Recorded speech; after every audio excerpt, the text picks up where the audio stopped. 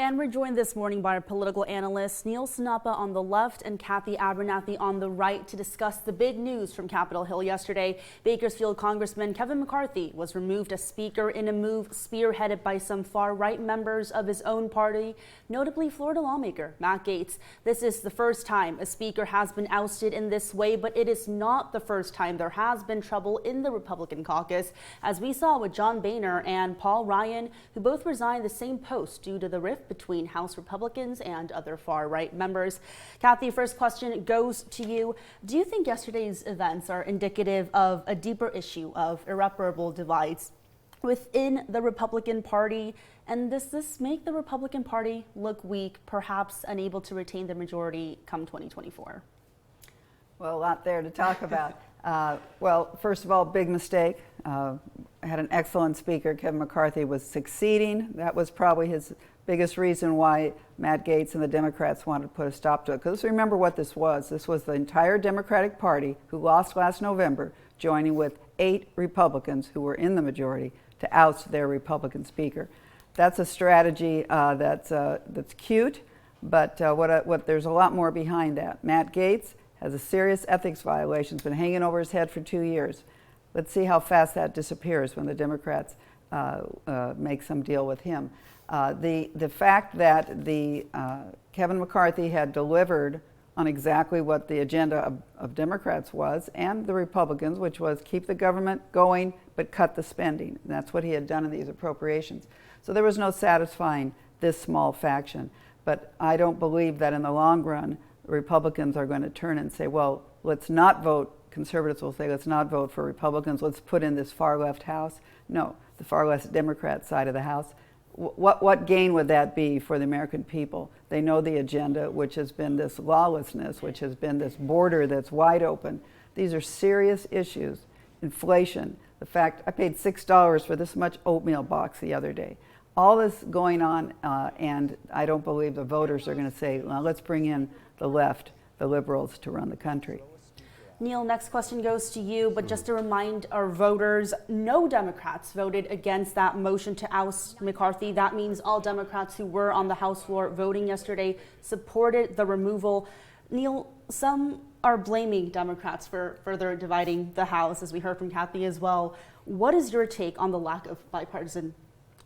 We saw some critics have said that Democrats put their desire to see the Republican Party look weak ahead of the health and well-being of our nation.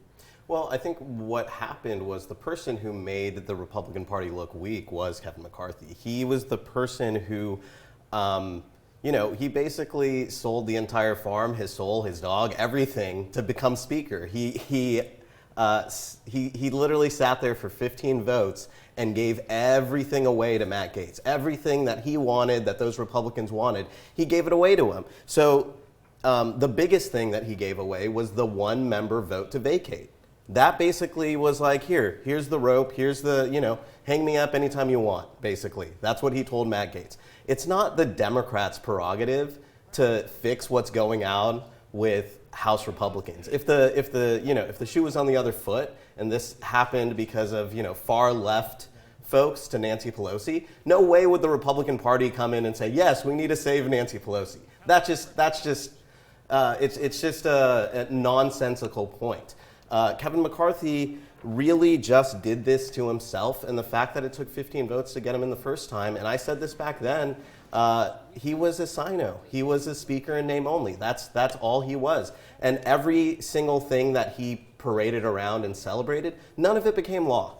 Everything that he got through the House, none of it became law, because we have a Democratic Senate and a Democratic president. So none of it was going to get signed into law in the first place. But he allowed himself to be put under hostage.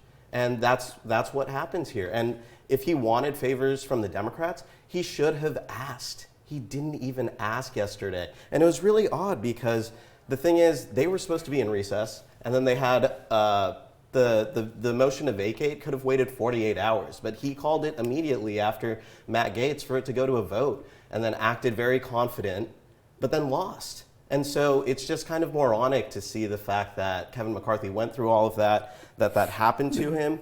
And Democrats had no business in trying to save him.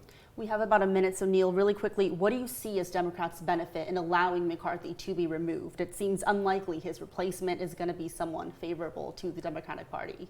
Well, I mean, the thing is, when you have a Democratic Senate and a Democrat as president, then what's going on in the House, that's for the Republicans to deal with. Nancy Pelosi was effective as a leader with just the same majority, a very, very slim majority. And so, there's 18 votes. There's 18 congressional districts that voted for Republicans to manage the district, but voted for Joe Biden in the last presidential election.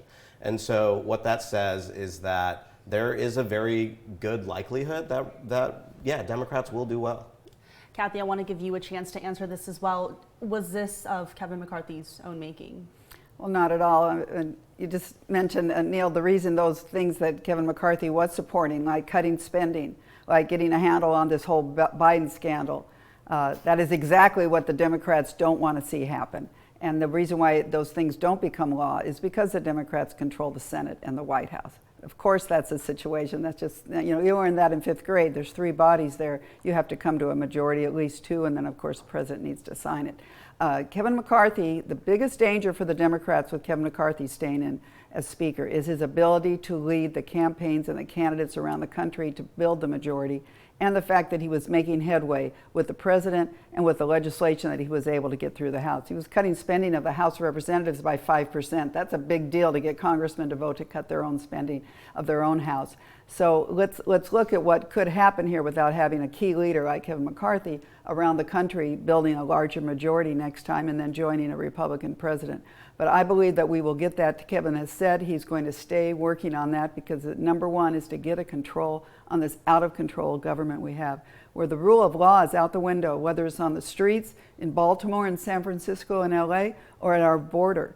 7 million people come across since Joe Biden's been there, and we're worried about whether or not Matt Gaetz gets off of his ethics investigation, and which will be interesting to see how soon that gets dropped. He had serious issues. He's trying to run for governor. This Gaetz guy, he pulled off a stunt, but in the end, I think things will come out better, and Kevin McCarthy will be proven as the best speaker for the short term he was there, what he accomplished. Alrighty, Kathy Abernathy, Neil Sinapa, thank you both so much for being here this morning. We'll be right back after the break.